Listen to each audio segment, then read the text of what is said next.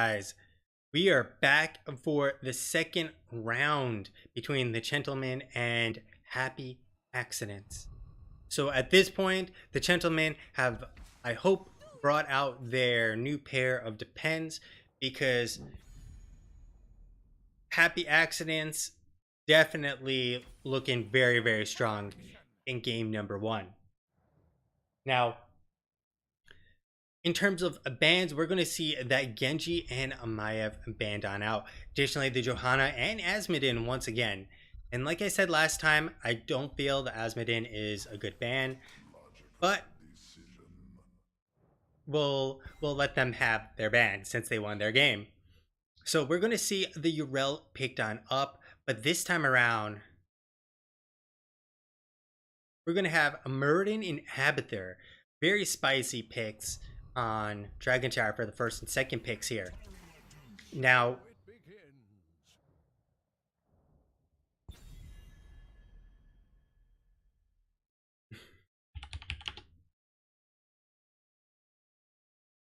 we're going to see on the other side the Phoenix and the Deckard. These are all really strong picks on both sides. The Abathur and the Muradin. The Abathur I really like, and I'm interested in seeing if they're going to go with the solo Abathur for heals, or if they're going to go with Abathur just to soak. But I have a feeling they're going to go with a solo Abathur here. The solo Abathur definitely can work if you can pick up a team comp that produces enough damage and pressure across the map. So Zeratul will be the ban here once again. Now, with Urel already being taken, and that means there's only a few choices for actual solo laners. You have Sonya, Leo, Malthael, Blaze. Those are your general accepted choices. They could do something untraditional as well. You also have Dahaka that I failed to mention, which is very good and exceptional on this map. And we're going to have a Junkrat and Li Ming. So I like this. They are going to go with a solo Abathur. I know they're going to go with a solo Abathur because at this point they have no solo laner chosen. And additionally, the picks between Junkrat and Li Ming tell me that they're opting to go with a lot of poke damage. If Li Ming's dropping damage from afar, Phoenix can't poke her. Junkrat can poke as well from far distance, and that means they just keep the HP pulls really, really low. Now the ETC Thrall pickup, I don't think they understand what they're doing here on Happy Accidents because ETC is perhaps one of the worst choices here. ETC is not engaging on a team that is unengageable, if you will. And chat already called the Valera before she showed, and that Valera pick is with the Abathur. Yeah, that's going to be insane. Their best hope is to slide the Valera and kill her, but remember they also have a lot of poke here. I'm still not a fan of the ETC pick. He's soft, squishy, and easy to kill.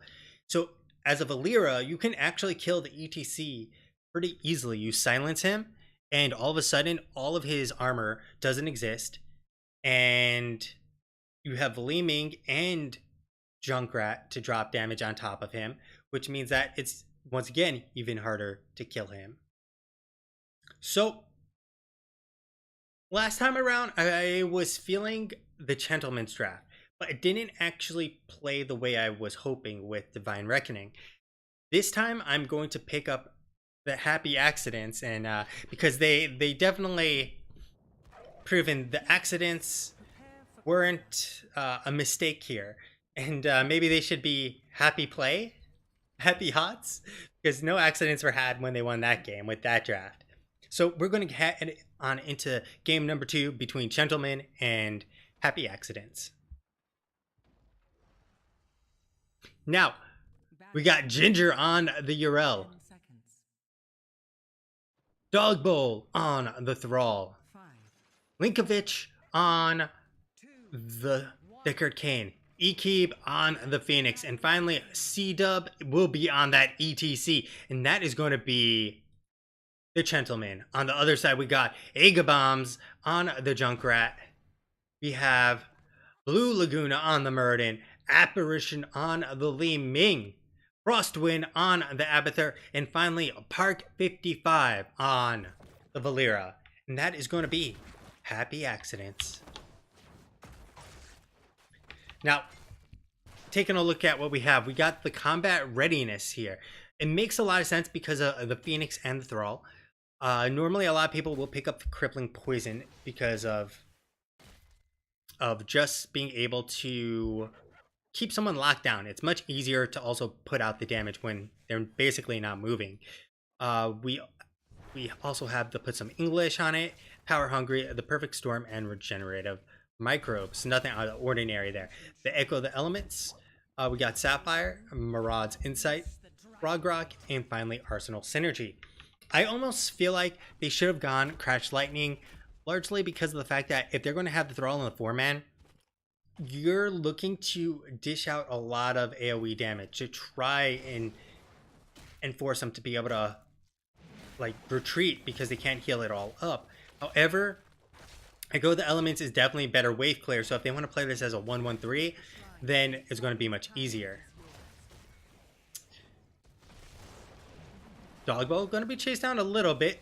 Bolt going to connect, and in the top lane, well, there's no way for Urel to win a 1.5 versus 1.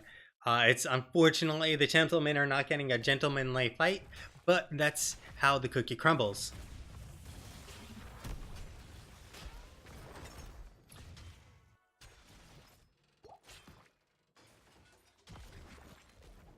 Now, they are pushing in pretty well. They did get the siege camp. They did get a lot of pressure. But the collapse, we got Blue Laguna looking to come on in.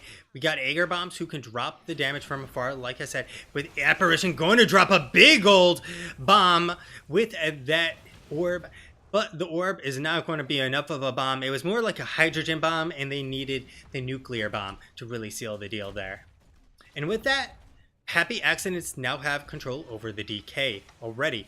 We got Taste for Explosions. We are going to see the Sinister Strike build. We got Dominance, Thunderburn, and Stain Carapace. This may have actually been a game you can call for the Triumvirate, just because you have the Junkrat. And really, you want to poke him down as much as possible. Blue Laguna trying to get the body on. Does try, gets the stun, and Dogbowl just barely managing to make it out of there. A little bit more blocking, and they could have sealed the deal there. Unfortunately, they were not able to. This is going to give Chentlemen the opportunity to get some sieging on in here. They take down one tower, which is very big. But Ginger, however, is not going to be having a good old time, as the rotation from Blue Laguna and Apparition seals the deal there. And Dogbowl might actually be up next. Blue Laguna coming on in, going to use that Dwarf Frost, miss the bolt, and Dogbowl just juking and jiving. I think at this point, Dogbowl might be able to be renamed to OJ, as he just dodged everything thrown at him. In the meantime, though, we will have Agar Bombs going on down here to go and neutralize the point. Now, he'll just keep on poking away, get as much stacks of Taste for Explosions as he can. Additionally, 7 has come up, and they are actually opting for Mule to try and make their strategy more successful, because once 10 comes around, well, 10 makes it a lot easier for them to deal with things. Both towers are now down, which is going to put a damper on Agar Bombs, but he will still be able to clear this out relatively easily. They're looking for the kill on Dogbowl, but the rest of them are rotating on up. Blue Laguna and Apparition are up on the menu for the Chentlemen, and they have just been served a dish best served cold called Revenge.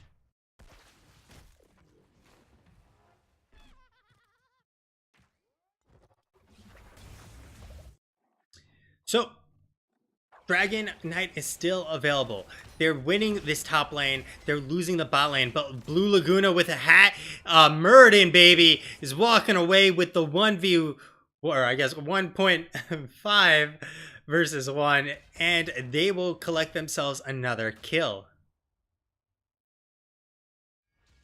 So DK should be pretty easy. C-Dub will have to run past Blue Laguna. This puts him in an awkward position. He does get one interrupt, but that's all he's going to be able to buy for his team. Thrall is now back up, which will help with the defense, but because of Happy Accidents having the Urel being faced off against their Valera, they pretty much endlessly win this 1v1, like I said. Additionally, with a Muradin who can heal up, and with all the range damage, they're able to easily keep everyone top down off. In fact, all they really need to heal is Valera to successfully win the game at this stage. So Tens will be around the corner. And there's the knockback onto Dogbow. We got Blue Laguna looking for Dogbow once again. Riptire coming on out. And it's going to tear through Thrall, sending him to the afterlife. And that is another one for Happy Accidents. Dogbow going a little too far out there, feeling the heat, and getting melted by that Riptire. At the same time, we also have Abathur soaking in the mid lane, and Valera getting that hat to keep up this infinite pressure in the top lane. So it's 11-9, Heroics Online, Riptire the only thing down, which means that they can get wild and crazy on the side of Happy Accidents.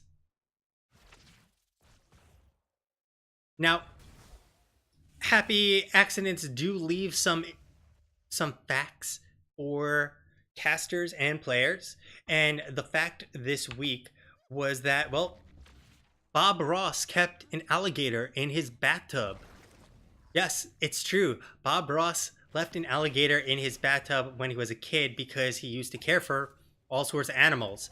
We got the invade here, potentially. Blue Lagoon going in there. We got Apparition on the backside. Park 55 coming on in, and we got ourselves a 10 versus 11 scenario. There's the clone Frostwind getting the double Muradins. We got lots of stuff. Stay a while and listen. We'll come on out, but it's only on to the Muradin duo. And Blue Laguna and Frostwind Muradin are all in there. There's the Purification Salvo. The Riptire going to be coming around. That's one down. Blue Laguna, though, standing strong, will leap on out. And ETC is down for the count. Park 55 trying to stay on the point. But at this point, they trade 2 for 1. Apparition will be able to get on out in a 2 for 1. With the loss of that night camp, I'd say overall they still come out ahead. Power gathers within the shrines. Unleash the dragon's wrath. So Chentlemen are falling behind, and there's not a lot they can do. They have to deal with a combo of Junkrat and Li Ming, both who can poke them from afar. And with the waves pushed in, that gives them perfect vision to drop their bombs, their grenades, and their arcane orbs onto the faces. Oh, Aegir bombs way out there. Will be slid, will be embodied. But, oh, the knockback from the concussion mine. C-Dub now actually going to be at the losing end of that trade. And we got 4 members in the bot lane. In the meantime, we got Apparition, who was in the top, Muradin, who's rotating on down, and we have ourselves a 3v4 coming on up here. We will have the clone available. The stun will not actually land as the concussion mine sends C-Dub flying on out. So the one thing is, they also have the mule going to keep this fort topped on off. 13s have been picked on up, and 13s are going to include the blind. Interesting. Instead of the Garrote, we got the Ripper Air, the Illusionist, the Healing Static, and Soma Transference. So Blue Laguna knows exactly where C-Dub is coming from. Going to play Ring Around the Rosie right now. They are trying to get the bottom. And there's the slide onto Blue Laguna. The knockback sending C-Dub on over. And C-Dub is actually getting chased on down by Blue Laguna. He doesn't have the slide quite available. The double Muradin's coming on out. We have a second stun onto him. There's the Riptire. They're looking for it. Are they going to be able to get it? C-Dub getting chased on down by a wheel. And the Wheel of Fortune says, you're done, ETC. Nothing but some delicious steaks. So, another one bites the dust. 6 kills to 2 kills. We have bottom opened, top opened, and on top of that, mid barely a scratch, top barely a scratch. And the only place we see Chentlemen really pushing on in here is the bot lane. 14 to 12, talent down, and Dragon Knight is available. We got Blue Laguna going on in. Dogbo is going to be body blocked out of his mind. Apparition coming on in with Aegir Bombs providing that extra DPS. And they're going to say goodbye to Dogbo once again. In the mid lane, however, beautiful timing on the Unstoppable for Park. They're going to turn this around. Ginger has nowhere to go. The stun will land. Apparition dropping the damage. Reset City starting on off here, but they're not even going to bother with C-Dub. They're going to go and try to pick up that DK, but it will not happen. We got Blue Laguna all over this map. The stun will land, and it doesn't matter. Apparition coming in a little too quick, interrupting the stay a while and listen as well, and they have gotten themselves another one with another DK.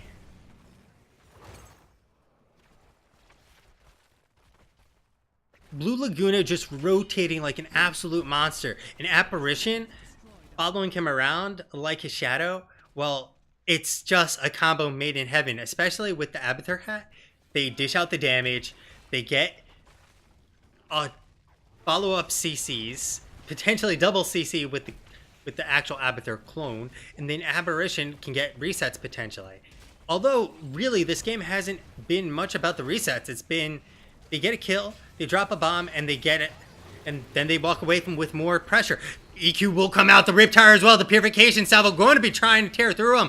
EQ will make it on out. Blue Laguna is looking okay. The clone will go down with a Valera in there. They're going to get this keep almost certainly, but they have blown through a ton of their heroics. They need to be careful, and Dogbo has to be even more careful because Apparition just goes man mode on in there with that Calamity and blows up Dogbo with Aegir Bombs in tow as well. We got the Blue Laguna stun train, and there is nothing they can do on the side of the Chentlemen to stop it. Happy accidents, and they're painting themselves a victory right now.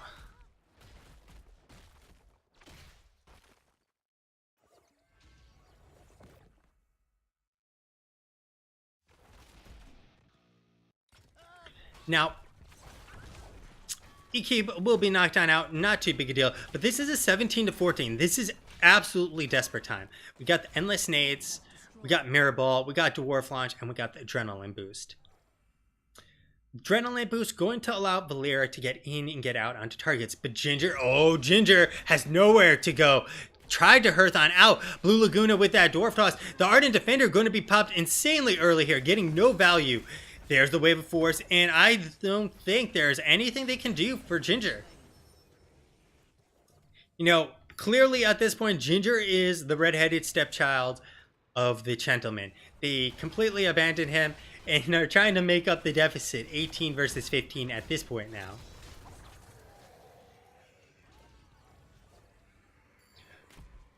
So, Chentlemen still stand a chance, albeit a far-flung one. They just need to hit 16. They need to force a team fight with all their members, and they might have a chance. We have the Mosh Pit, we have the EQ, we have Stay a While. We don't have the Ardent Defender, though, which is critical for a team fight.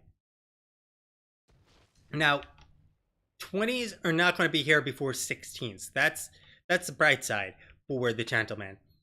They could rest easy that this next Shrine phase is going to be on even talent tiers, something they have yet to see for most of this game.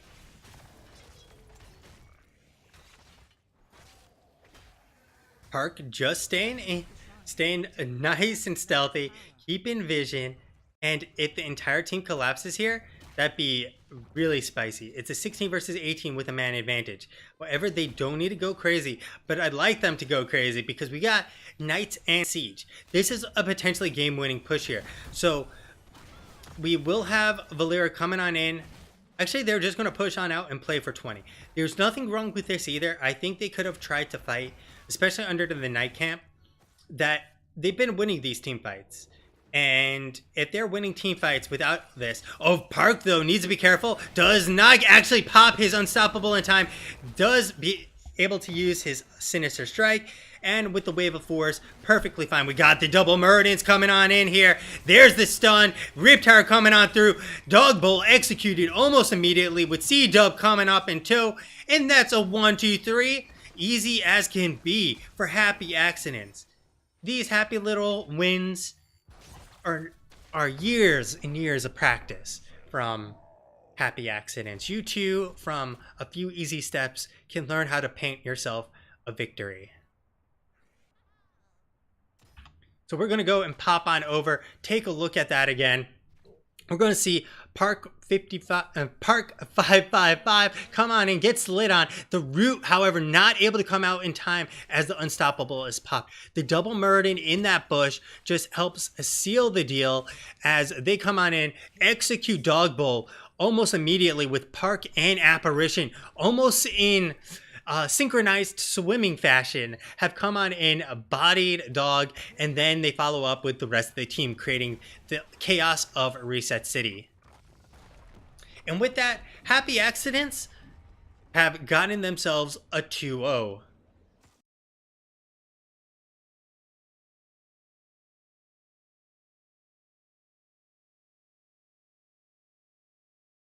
So we're going to pop on over and take a look at the match summary.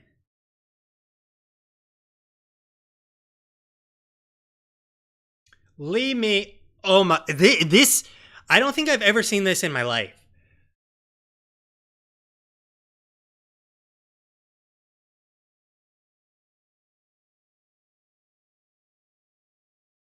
So this might be one of the worst games I've seen in terms of stats.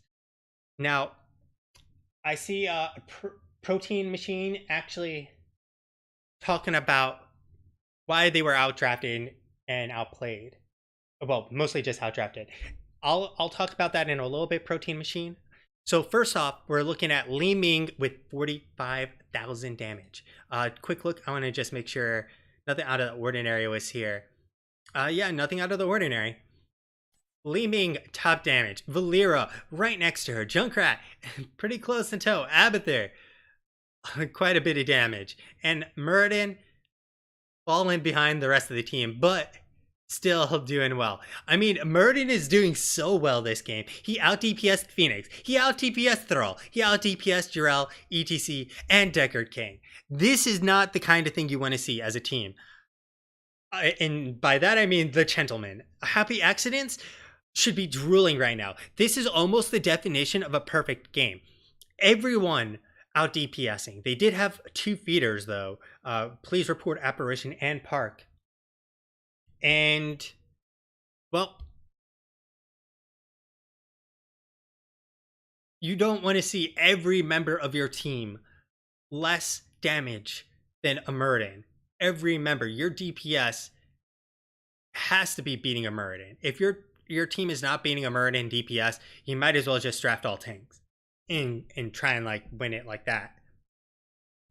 In terms of healing, well, Deckard did out heal Abathur, but it doesn't matter because his team was getting blown up and obliterated. In terms of tanking, well, Jarell out tanked ETC throughout that game.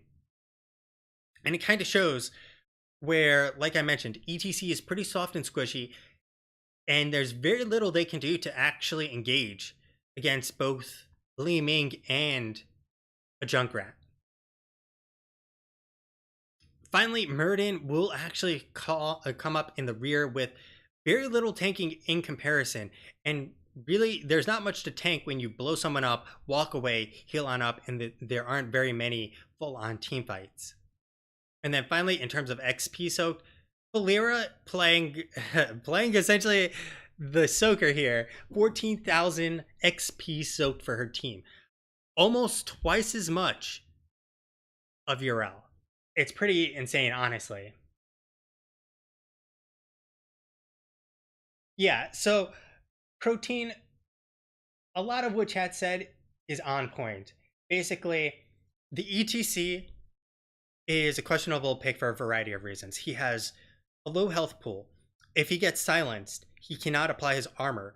And ETC's entire kit in tanking comes through giving himself the 20 armor. If he isn't actually 20 minutes of 20 armor, he's basically a wet paper bag at that point. Imagine Diablo with 0 souls, and that's basically ETC without any abilities being used. So overall, he can engage on anyone, which means like someone like a Diablo can get on the enemy team. Someone They took the Murden, which means that's another engage tool lost, which gives them very little tools available. Really, your only choice is to get a Diablo to engage onto the backline, which is the Li Ming and the Junkrat. The Thrall is some poke, but it's not long range poke. It's kind of short range. Additionally, they allowed the Abathur to occur, and as soon as you see the Abathur in this map, and you see what draft they're starting, you know they're going with a solo support Abathur. You have to start assuming they're going with a solo support Abathur and start making picks to try and counter a solo support Abathur. And in this case, you need to change up probably your laning situation as well, because anyone who faces off against the Valera, or technically anyone in the solo lane, is going to be fighting a 1.5 versus 5 battle versus 1 battle, or if you want to just keep it simple, a 2v1 with the Abathur on top of whoever's in the solo lane. Because of that, it makes it exceptionally hard to try and win that lane. So you need to come up with a strategy to deal with the Abathur and not just go, we're going to play this game straightforward. We're going to go and pick up Urel. Well, they picked up Urel very early, so that was out of the question. But you can pick up other things. What can we do to deny the value of the Abathur? What can we do to keep them from pushing on in and getting structures? And there's a variety of ways to go and counter it. So